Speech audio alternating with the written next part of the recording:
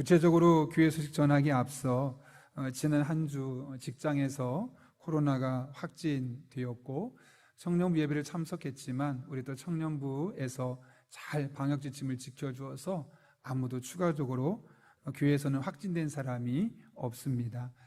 그동안 여러분께서 교회에서 안내하는 대로 잘 따라주셨고 또 교회를 위해서 늘 기도해 주셔서 이런 또 어려울 수 있었던 시기를 잘 이겨내는 것 같습니다. 이 자리를 빌어서 다시 한번 진심으로 감사를 드리고, 그럼에도 불구하고 또 확진되어서 치료받고 있는 청년과 우리 부모님 위해서 계속 기도해 주시기를 부탁드립니다.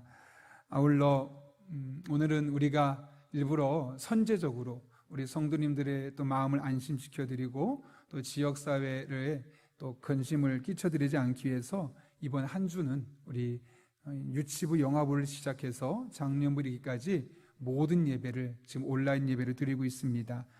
오늘뿐만 아니라 이번 주에 드려지는 새벽 기도회 또 수요 기도회도 실시간으로 저희가 계속해서 함께 하려고 합니다. 비록 현장에서 드릴 수는 없어도 여러분들께서 꼭 실시간 그 예배에 참석해 주셔서 하나님께서 여러분 한 분 한 분을 위해 예비하신 그 귀한 은혜 누릴 수 있기를 소망합니다. 모든 예배와 설교 영상은 홈페이지와 유튜브를 통해 계속 다시 보기가 가능하고요. 다음 주일 예배는 창립기념주일을 맞아서 정상적으로 드리게 됩니다. 아울러 예배 신청 안내는 화요일에 문자를 가게 되는데 온라인 또는 전화로 꼭 신청해 주시기를 부탁드립니다. 오늘 오이코스 전체 모임은 오후 3시에 온라인으로 모이게 되는데요. 2시 45분경 교회에서 줌으로 전 교우에게 보내드리겠습니다. 그러면 오이코스 속해 있는 분들도 들어오시고 또 오이코스에 아직 속해 있지는 않지만 또 같이 은혜를 함께 하기를 원하시는 분들은 접속해 주시면 저와 함께 우리 교회에서 짧은 시간이지만 함께 예배를 드리고 끝난 이후에 오이코스별로 오늘은 또한 소모임을 하셨으면 좋겠습니다. 별도로 하는데요. 따로 오이코스에서 줌으로 모이거나 카카오톡에서 또 이렇게 영상통화 가능한 팀들에서 잠깐 얼굴 보고 서로 기도 제목 나누고 서로를 위해 축복하는 그런 시간을 가지면 좋겠습니다. 좀 전에 설명드렸던 것처럼 다음 주일은 창립기념주일을 맞이하여 원포인트 예배로 영화부부터 장년부까지 같은 본문을 가지고 우리가 함께 말씀을 나누려고 하고요. 아울러 창립 42주년 기념하여 천사운동을 진행하게 되는데 천사운동에 대한 자세한 내용은 다음 주에 영상과 함께 여러분에게 소개하도록 하겠습니다. 한 가지 기억할 것은 창립기념주일에 우리가 그동안은 교회에서 창립기념주일에 선물 같은 거 혹은 생일 파티 같은 걸 하진 않았습니다. 근데 올해만큼은 작게라도 여러분들 이런 어려운 시기에 서로 위로가 되어지고 또 이제 조금씩 코로나가 나아지고 있는 상황 가운데 있는데 곧 모이기를 함께 사모하고 또 가족과 함께 즐거운 시간 보내라고 교회에서 자그마한 선물을 준비했습니다. 이 또한 다음 주에 창립기념일을 맞이하며 자세하게 설명드리도록 하겠습니다. 강영장학회에서 2021년 하반기 장학생을 추천받고 있습니다. 회원분들께서는 6월 27일까지 사무실로 추천서를 제출해 주시길 바랍니다.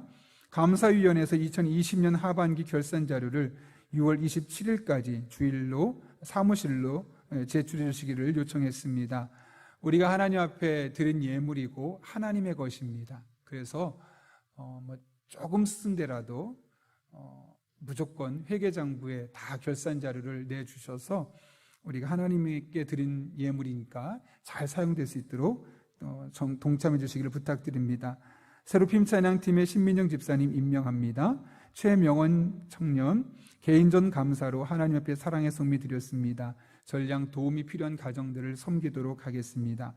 교우 소식입니다. 라명승군, 라승관 김귀임 집사님의 아들이죠.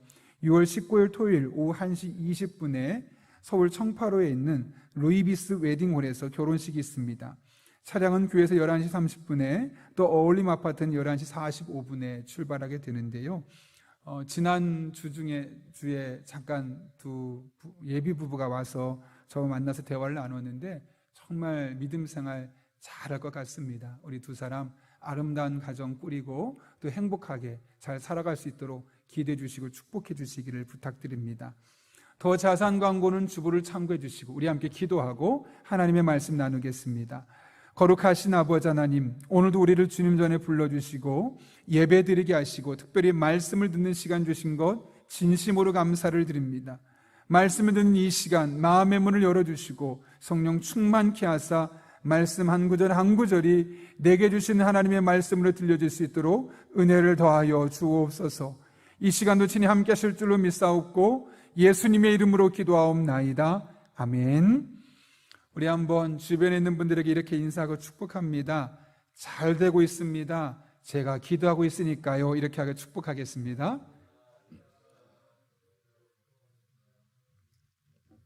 예, 여러분 잘 되고 있습니다. 제가 또 우리 교회가 함께 여러분을 기도하고 있기 때문에 그렇습니다.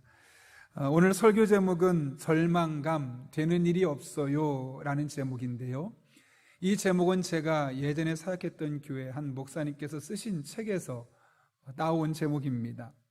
내면 세계의 치유, 특별히 자살 치유를 전공하신 목사님이 쓰신 책인데요, 그 목사님께서 군목으로 사역하던 중에 실제로 겪었던 한 청년 군인의 이야기로 이 내용이 시작됩니다.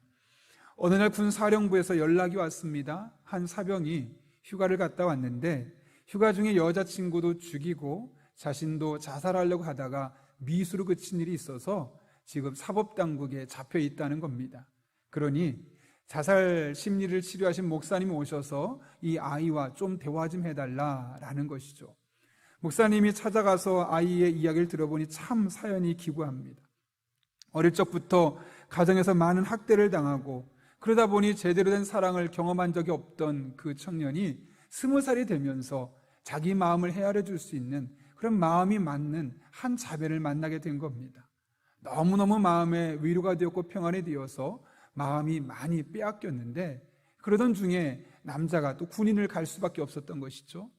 군대 오다 보니까 서로 만날 수 있는 시간은 점점 줄어들 수밖에 없었고 또 그러다 보니 당연히 서로 간의 외로움이 깊이가 커질 수밖에 없었습니다.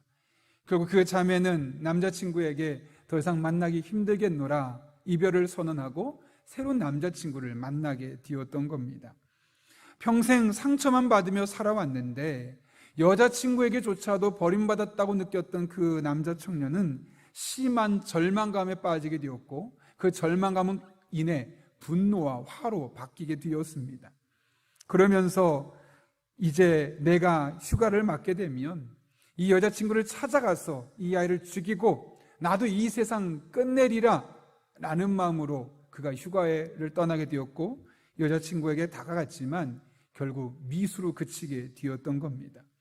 목사님이 그 청년의 이야기를 다 들으면서 아버지에 대한 상처가 너무나 커서 이 의자를 아버지라고 생각하고 내가 하고 싶은 말, 행동 다 해봐라 그랬더니 처음부터 계속 욕이 나오다가 그 의자를 발로 차고 집어던지고 그 안에 있었던 그 분노가 절망감이 표출되어 나오게 되었던 겁니다.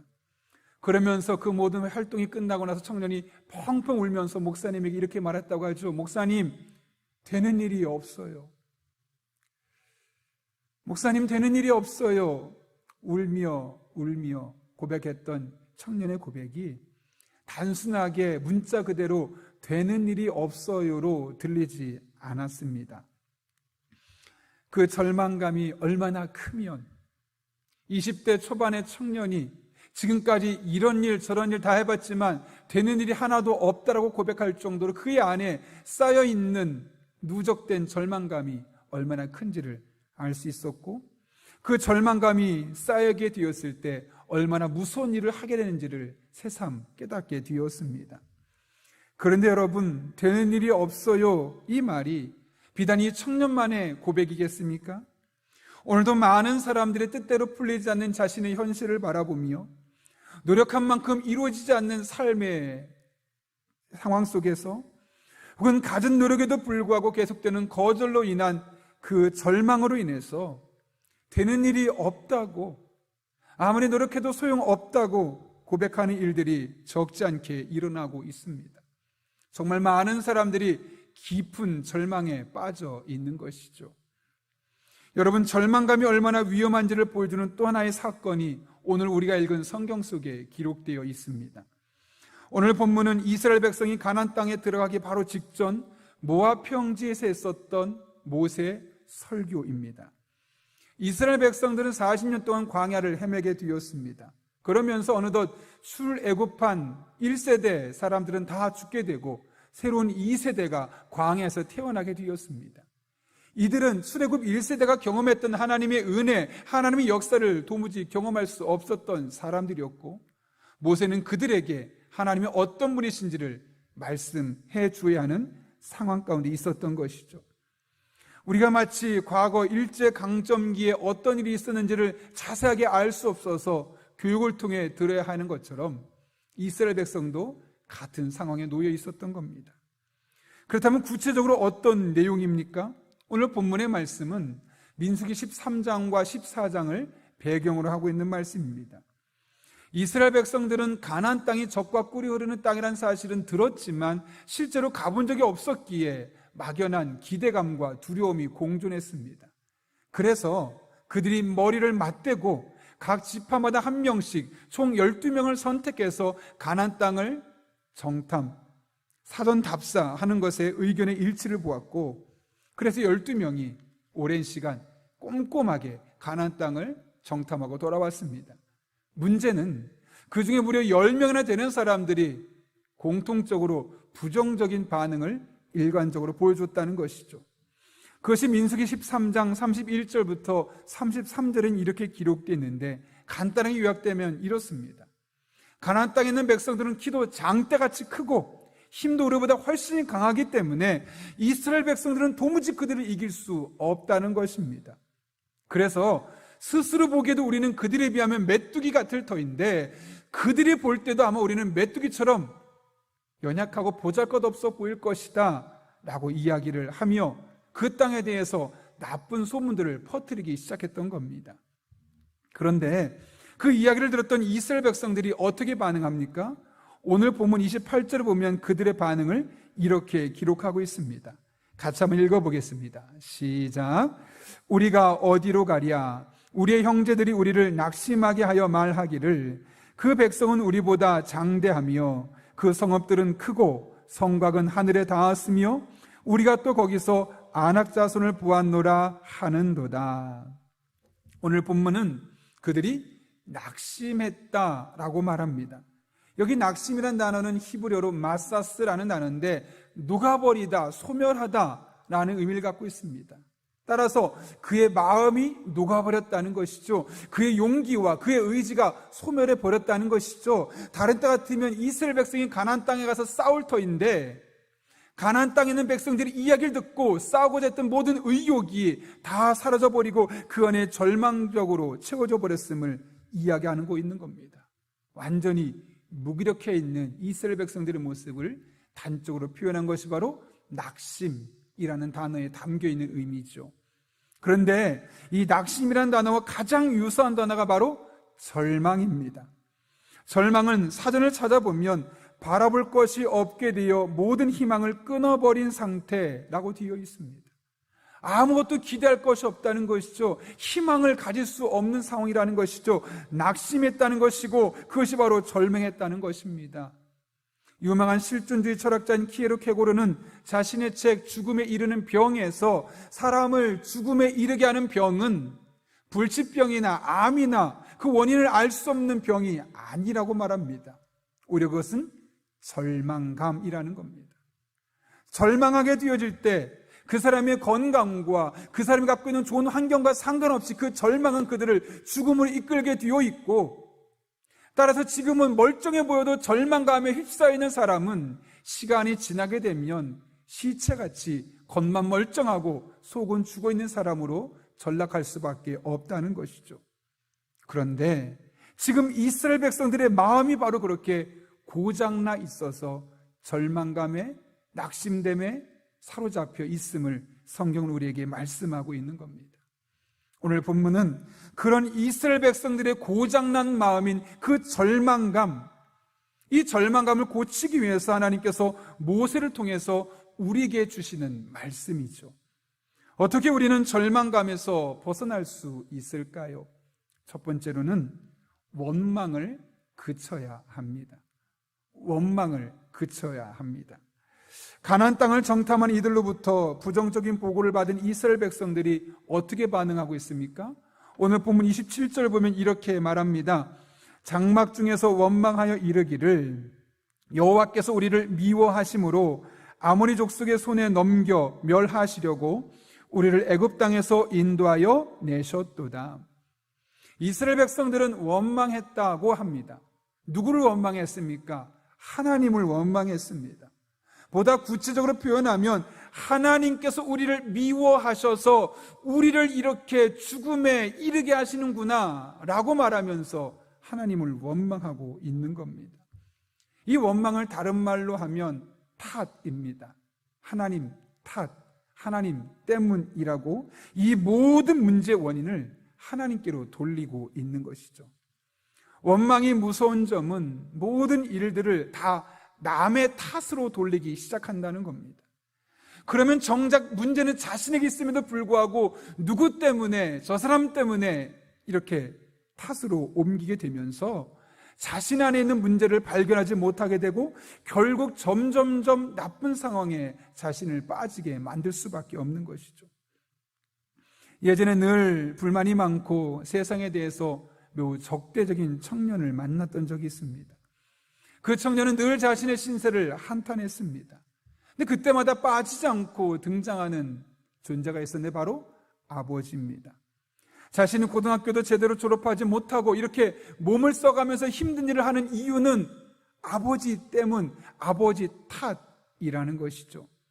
만약 아버지가 나에게 좀 더 공부를 시켜주고 내가 어긋날 때, 탈선할 때 자신을 잘 잡아주었으면 지금처럼 살지 않았을 텐데 아버지가 그렇게까지 안 와서 내가 이렇게 뒤었노라고 아버지 탓하는 것을 들었습니다. 물론 그 청년의 마음이 어느 정도는 이해는 가지만 그럼에도 불구하고 모든 일의 원인을 아버지께로 돌리는, 아버지께를 원망하고 아버지의 탓으로 돌리는 모습을 보며 안타까움을 금할 수 없었습니다. 그런데 지금 이스라엘 백성들의 모습이 바로 그와 같다는 겁니다. 한 정신 전문가가 남을 탓하는 것은 자신의 인생의 고속도로를 만드는 것과 같다라는 이야기를 했습니다. 여러분, 고속도로는 신호가 없죠. 멈추지 않습니다. 계속 달립니다. 더 빨리 달립니다. 그러다가 사고가 나게 되면 큰 사고가 날 수밖에 없습니다. 남을 탓하는 것이 그렇다는 겁니다. 한번 탓하기 시작하면 브레이크가 없습니다. 또 탓하고 또 다른 탓하고 계속해서 탓하는 일이 시작되게 된다는 것이죠. 자라난 환경을 탓하고 가족에게 사랑받지 못한 것을 탓하고 누구누구에게 상처받은 것을 탓하고 배우자 탓이라고 말하고 가난한 탓이라고 끊임없이 원망의 대상을 찾고 탓할 대상을 찾아가게 되는 것이고 그러면서 점점점 자신의 마음이 회복되지 않아서 병들어갈 수밖에 없다는 겁니다. 우리가 원망을 버리고 남을 탓하는 것을 그쳐야 하는 이유가 바로 여기에 있습니다. 원망을 그치고 남을 탓하는 것에서 벗어나게 되어질 때 우리는 절망감에 더 이상 빠지지 않을 수 있으며, 아니 설사 절망감에 빠져 있다 할지라도 벗어날 수 있는 가능성이 우리에게 주어지기 때문에 그렇습니다. 가수 이수영 씨가 비슷한 간증을 한 적이 있습니다. 지난해 부활주일에 한 교회에서 했던 간증인데요, 그녀의 엄마는 처녀 시절에 교회에서 교사하면서 아이들을 가르칠 정도로 열심히 교회를 다녔습니다. 그러나 믿지 않는 남자를 만나게 되었고 그렇게 결혼하게 되면서 그 남편의 폭력과 그 남편의 외도 또 시집살이로 말미암아 많이 마음이 병들어가고 교회 또한 제대로 다닐 수 없었습니다. 그러다 이수영 씨가 10살 되던 때 아버지가 갑작스럽게 교통사고를 당하면서 과부, 즉 어머니가 홀로 되었습니다. 어린 3남매를 키우며 너무나 힘드셨던 엄마는 재혼을 하게 되었는데 믿지 않는 사람 재혼하고 불교로 개종하게 되었습니다. 그런 어머니 밑에 자연스럽게 이수영 씨도 하나님으로부터 멀어질 수밖에 없었죠. 어머니께서 기독교에서 불교로 개종하게 됐던 가장 큰 이유는 자신의 삶을 돌아보며 이 모든 문제의 원인과 발단은 하나님께 있다고 하나님 탓을 하면서 시작되었기 때문에 그렇습니다. 내가 교회를 열심히 다녔는데 왜 믿지 않는 사람을 만나게 하셨냐? 하나님 탓입니다. 왜 그 사람과 결혼하게 하셨고, 왜 그 사람이 바람피게 하셨고, 왜 그 사람이 폭력을 쓰게 하셨느냐? 나를 위해서 그런 일을 없게 하셔야지. 하나님 탓이라는 겁니다. 그 사람은 세상 떠나게 해서 왜 나 혼자 이 세 아이를 키우게 하셨느냐? 하나님 탓이라는 것이죠. 그렇게 그녀의 어머니는 믿음을 떠나 불교로 오히려 개종하게 되었습니다. 그렇게 어머니와 함께 교회를 다니지 않게 됐던 이수영 씨는 청소년 집회에서 하나님을 영접하게 되었고 고3 기간 동안 무려 300명이나 되는 사람에게 전도할 정도로 신앙적으로 하나님 앞에 세워지게 되었습니다. 그러나 20세 되던 해 엄마 역시 갑자기 교통사고로 돌아가시게 됩니다. 엄마의 갑작스러운 사망 소식을 듣고 나서 그녀의 마음속에 하나님은 없어. 처음에는 있던 하나님의 탓이라고 어린 나이에 소녀 가장이 되어서 두 동생과 함께 살 수밖에 없었던 그녀, 계부에게도 쫓겨나게 되는 겁니다. 그런 상황 속에서 그녀는 다 이해할 수 없었습니다. 아니, 하나님이 계시면 어떻게 이런 일이 있을 수 있느냐는 것이죠. 그러면서 이 모든 것은 처음에 하나님 탓으로 시작했다가 하나님도 없어 라고 생각하며 그녀 또한 신앙에서 점점 멀어질 수밖에 없었습니다.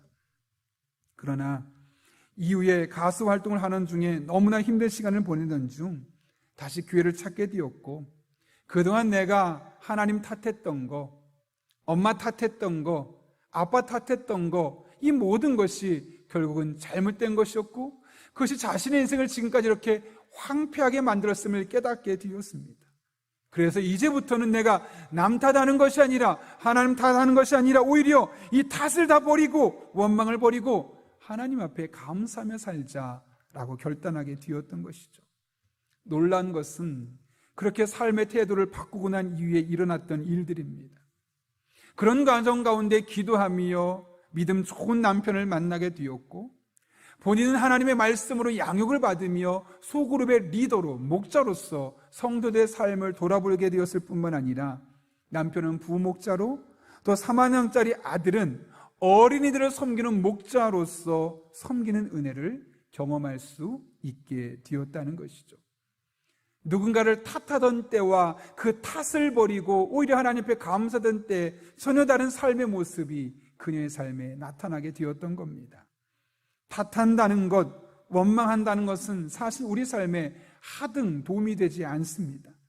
물론 순간적으로 마음이 후련해질 수는 있겠지만 시간이 지나면 지날수록 우리 마음에 독이 될 뿐입니다. 그래서 사도 바울은 고린도전서 10장 10절 이하에서 이렇게 선언합니다.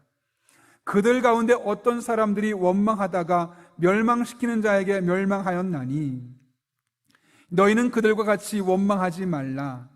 그들에게 일어난 이런 일은 본보기가 되고 또한 말세를 만난 우리를 깨우치기 위하여 기록되었느니라.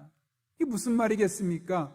원망하지 말라는 것이죠. 누군가를 탓하지 말라는 것이죠. 성경 속에 있는 수많은 인물들이 누군가를 원망하고 탓하다 그들의 결과가 어떻게 되었는지를 보고 너희만은 그렇게 원망하다가 똑같은 삶에 빠지지 말라고 경계하기 위해서 고린도전서 10장 이후의 말씀을 사도 바울이 우리에게 주고 있다는 것이죠. 원망을 하게 되는 것, 남을 탓하게 되는 것은 결국 우리로 하여금 조금씩 절망감에 사로잡히게 만들어버립니다. 그러나 우리가 원망을 극복하고 남 탓하는 것을 멈추게 되어질 때 우리를 무기력하게 만드는 이 절망감에서 우리는 헤어날 수 있을 뿐만 아니라 그 안에 또 다른 하나님이 예비하신 은혜들과 감사를 회복할 수 있게 되는 겁니다. 바라기는 오늘 예배드리는 여러분 한 분 한 분에게 삶의 다양한 일들로 말미암아 생겨난 그 영적인 무력감, 이 절망감을 넘어서는 하나님의 은혜가 원망을 멈추고 탓하는 것에서 벗어나는 여러분 한 분 한 분에게 경험될 수 있기를 예수님의 이름으로 축원합니다. 절망감은 우리의 마음이 고장났다는 것을 의미하는 겁니다. 당연히 그 상황에서 벗어나야 되겠죠. 어떻게 그것이 가능할까요? 두 번째로 하나님이 나의 삶을 인도하심을 확신해야 합니다. 정탐한 사람들, 가나안 사람들의 풍채가 장대하고 성읍은 요새같이 탄탄하다. 그래서 싸우면 우리는 백전백패할 것이다 라고 말합니다. 이 말을 들었던 이스라엘 백성들의 마음에 두려움이 있습니다. 이대로 가다 우리는 죽겠구나 라는 마음이 들었습니다. 그래서 하나님은 모세를 통해서 하나님께서 과거에 애굽 땅과 광야를 오는 동안 너희를 지켜줬던 것처럼 지금 이 순간 가나안 땅에 들어가는 순간에도 내가 너희를 지켜줄 것이다. 이것을 깨닫게 하기 위해서 오늘 본문 30절과 31절에 말씀을 하십니다. 우리 같이 한번 읽어보겠습니다. 시작. 너희보다 먼저 가시는 너희의 하나님 여호와께서 애굽에서 너희를 위하여 너희 목전에서 모든 일을 행하신 것 같이 이제도 너희를 위하여 싸우실 것이며 광야에서도 너희가 당하였거니와 사람이 자기 아들을 안는 것 같이 너희의 하나님 여호와께서 너희가 걸어온 길에서 너희를 안으사 이곳까지 이르게 하셨느니라 하나. 무슨 말입니까? 하나님께서 애굽 땅에서도 함께 하셨고 지금 광야에서 40년 동안 계속 함께 하셨지 않느냐. 그러니 지금 너희가 가나안 땅에 들어가서 그들과 싸우게 된다면 그 싸움 가운데 내가 너와 함께하고 너를 위해 내가 싸워주겠다라고 하나님께서 말씀하시는 거죠. 그런데 이 말씀을 들었던 이스라엘 백성들이 어떻게 반응했다는 겁니까? 32절 보면 그들이 그런 하나님을 믿지 않았다라고 말합니다. 그래서 모세는 지금 한 번 더 이제는 새로운 세대들에게 33절 말씀을 통해서 하나님이 어떤 분이신지, 이런 절망감을 갖고 있는 우리가 하나님을 어떻게 바라봐야 될지를 말씀하고 있죠.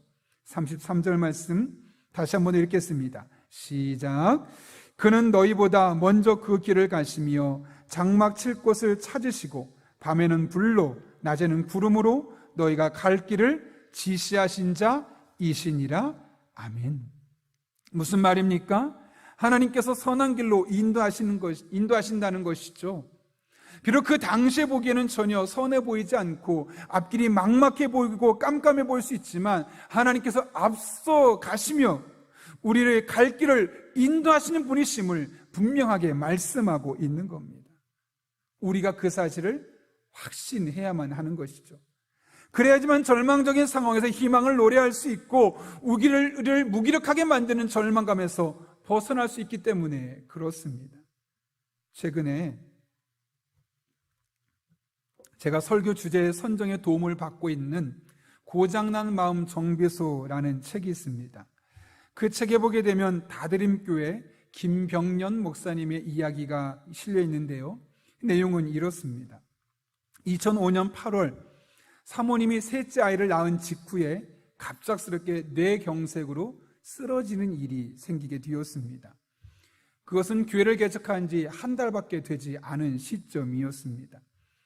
그동안 IVF에서 간사를 하다가 이제 목회자가 되어서 한번 열심히 하나님을 위해서 헌신해야겠다라는 마음을 먹고 교회를 개척한 지 한 달밖에 안 되었는데 사모님이 쓰러져 버리니 막막할 수밖에 없는 겁니다. 더군다나 셋째는 태어난 지 한 달밖에 안 된 신생아에 다르지 않습니다. 목사님 입장에서는 모든 것이 절망적일 수밖에 없었습니다. 너무나 절망적인 상황에서 목사님은 하나님께 하나님, 제 인생의 꿈은 여기까지입니까? 목회도 여기가 끝이고 저희 가정 이대로 이렇게 끝나는 것입니까? 그런 절망감이 그 목사님을 짓누르게 되었다는 것이죠. 울부짖었다고 합니다. 책에 있는 내용을 그대로 언급하면 눈이 시뻘개지도록 분노의 눈물을 흘렸다. 울다 지치면 남은 힘을 다 모아 하나님께 삿대질을 했다. 하나님, 일 좀 똑바로 하세요. 여러분 얼마나 힘들고 얼마나 절망적이면 하나님께 일 좀 똑바로 하라고 목회자가 그렇게까지 말했을까요? 그러나 결국은 목회자가 아니겠습니까?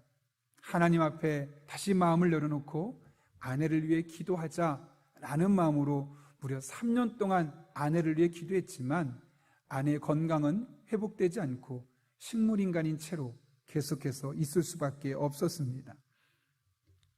그렇게 혼수 상태였던 아내 회복을 위해서 3년 동안 기도했던 목사님이 2008년 5월 달, 그때도 계속해서 사모님을 위해서 철야 기도를 하고 있는데 사모님이 누워있던 전기장판에 화재가 발생하게 되었고 급하게 병원에 가게 되었는데 의사 선생님이 하는 말은 한쪽 다리를 절단해야만 살 수 있다는 것이었습니다.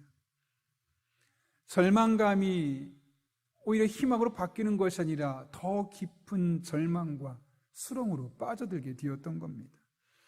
그때 목사님은 병원 안에 있는 성당에 들어가서 손가락을 치켜들고 악을 쓰고 울며 하나님께 대들었다고 합니다. 하나님, 나 좀 그만 때려요. 내가 뭘 잘못했는데? 나 하라는 대로 다 했잖아요. IF 간사하라고 해서 간사했고, 목사하라고 해서 목사했고, 개척하라고 해서 개척했고, 아내가 쓰러져 있는 가운데도 3년 동안 기도하며 원망하지 않고 살아왔는데 더 이상 뭘 어떻게 하라는 겁니까? 정말 무엇으로 해결할 수 없는 그 깊은 수렁, 절망, 아무것도 할 수 없는, 정말 되는 일이 없는 상태까지 이르게 되었던 겁니다. 그런데 그렇게 몸부림치던 목사님이 지금 16년이라는 시간 동안 여전히 사모님을 간호하고 있다고 합니다. 그런데 그 목사님이 최근에 아빠, 우린 왜 이렇게 행복하지? 라는 제목의 책을 썼습니다. 그 짧은 글을 보며 어떻게 그런 고백을 할 수 있었을까? 만약 여러분이 저 목사님 집안에 있는 아이라면 엄마가 사모님인데 갑자기 뇌졸중으로 셋째를 낳고 나서 쓰러져서 식물인간으로 있었을 뿐만 아니라 3년 동안 기도했는데 불이 나서 다리를 절단하게 되고 그래서 이제 깨어나긴 했지만 16년 동안 거의 어머니 역할을 하지 못하고 있는 상황을 바라보며 아빠, 우리 왜 이렇게 행복해요? 라고 말할 수 있을까요? 결코 쉽지 않을 겁니다. 저도 한번 생각해 보았습니다. 만약 우리 가정이 그랬다면, 아니 내가 저 목회자의 입장에 서고 내 아내에게 저런 일이 있다면, 저희도 아이가 셋이다 보니까 그런 것이 조금 더 마음에 감정이 이입이 되었습니다.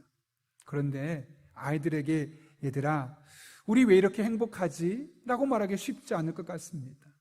당연히 저희 아이들도 아빠 왜 이렇게 행복할까요? 라고 말하는 것은 더더욱 힘들 것으로 생각됩니다.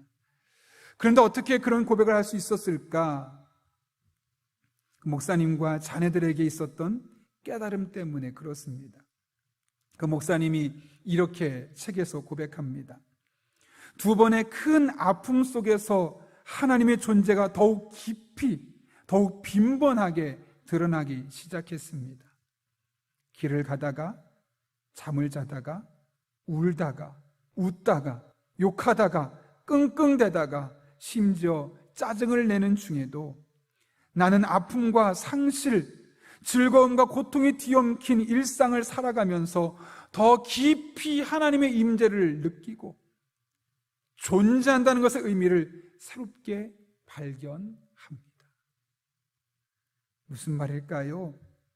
너무나 절망적인 상황이지만, 되는 일이 없고 다 포기하고 싶은 상황이지만, 하나님이 나를 버린 것 같고 내 안에 하나님의 은혜가 없는 것처럼 보이지만, 알고 보면 그 속에 하나님의 인도하심과 하나님의 뜻이 있었다는 사실을 깨닫게 되었다는 것이죠. 그러면서 비록 자신은 고통스럽지만 이 자신의 고통스러운 삶이 또 다른 고통받는 사람들, 절망감에 빠진 사람들에게 위로와 용기를 주시기 위한 하나님의 섭리가 있었구나 라는 것을 깨닫게 되었던 겁니다. 그래서 그 목사님은, 또 그 목사님의 자녀들은 이렇게 절망적인 상황에서도 아빠, 우린 왜 이렇게 행복하지? 얘들아, 우린 왜 이렇게 행복할까? 라고 고백할 수 있었던 겁니다. 만약 그분의 마음속에, 아이들의 마음속에 그 고난만 보이고 절망적인 상황만 보이고 그 이면에 그들의 삶을 이끌고 계시고 그들의 삶을 통해 일하고 계신 하나님을 볼 수 없었다면, 그 하나님의 인도하심을 그들이 볼 수 없었다면 행복이란 말을, 행복이란 단어를 입에 올릴 수도 없었을 겁니다.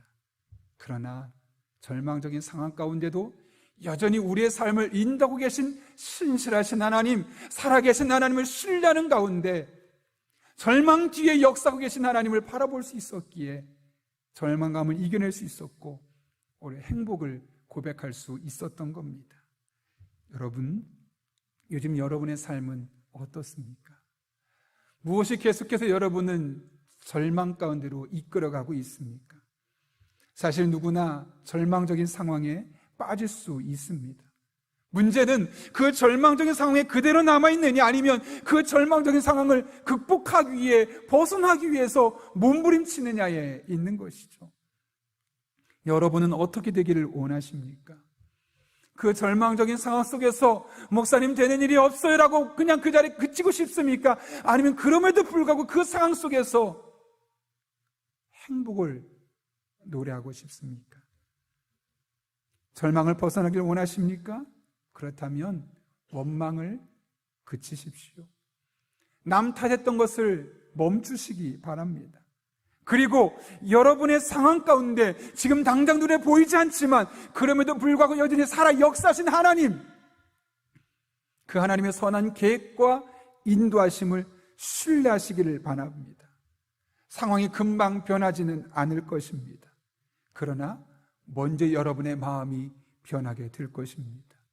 그리고 결코 머지않은 시점에 조금씩 달라져 가고 있는 여러분의 상황이 여러분의 눈에 보이게 될 것입니다.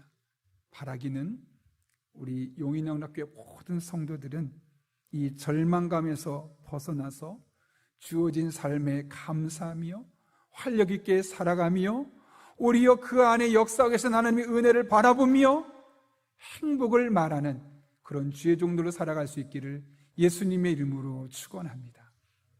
함께 기도하겠습니다. 이 시간 기도하실 때 오늘 말씀을 기억하며 우리가 한 1분 정도지만 정말 간절한 마음으로 기도하겠습니다.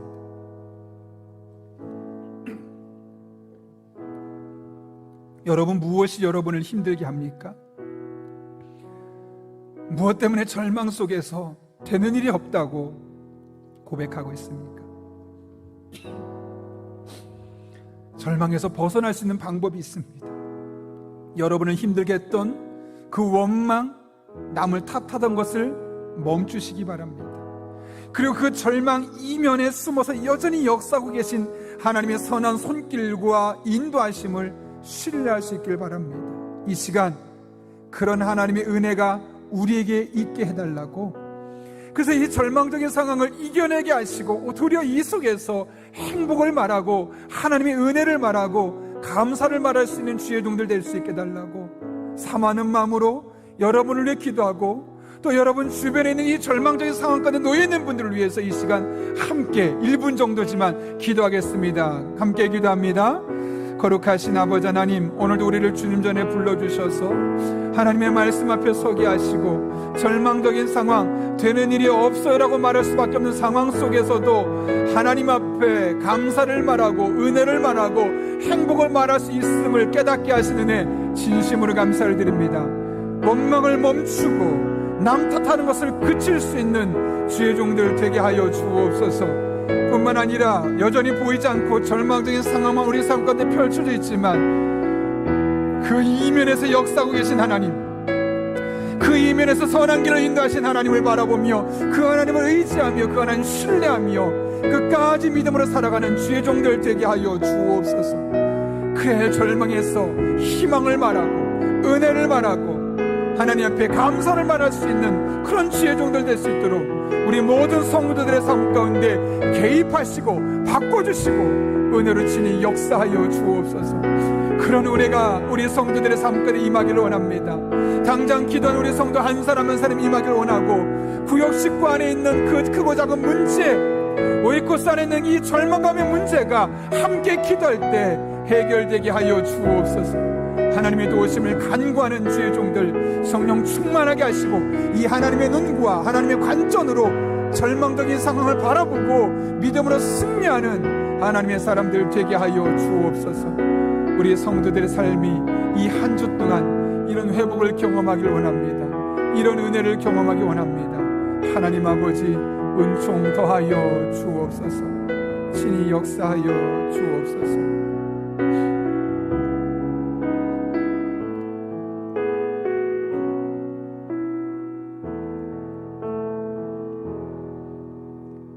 거룩하신 아버지 하나님, 오늘도 귀한 말씀을 통하여 절망감에 빠져있는 우리 성도 한 분 한 분을 절망에서 벗어나게 하시고 오히려 은혜를 말하고 감사를 말하고 행복을 말할 수 있는 사람으로 세워주신 은혜 진심으로 감사를 드립니다.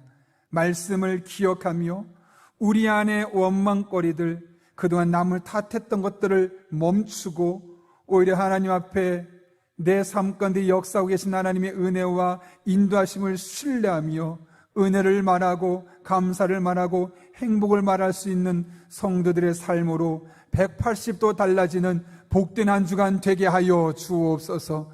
이 한 주간 우리 성도들의 삶 가운데 함께 하실 줄로 믿사오며 예수님의 이름으로 기도하옵나이다. 아멘.